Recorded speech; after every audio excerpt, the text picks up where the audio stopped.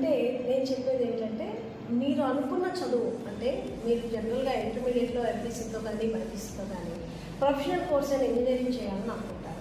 ఆ engineering course చేసేటప్పుడు ఖచ్చితంగా మీకు కావాల్సిన ఫౌండేషన్ కోర్స్తో సహా, కోచింగ్స్తో సహా అన్నిటికీ అంటే ఇంటర్మీడియట్తో పాటు ఎంసెట్ కోచింగ్ కానీ, మెయిన్స్ కోచింగ్ కానీ, ఇంకా హై లెవెల్ అడ్వాన్స్ కోచింగ్ కానీ, లేదా బయాలజీతో చదువుతున్నప్పుడు మీ నీట్ కోచింగ్ కానీ మేము అతి తక్కువ ఫీజులతోటి మీకు ప్రొవైడ్ చేయడం జరుగుతుంది.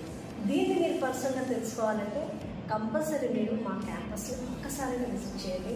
మీకు నిజ నిజాలు తెలుసుకోవాలి.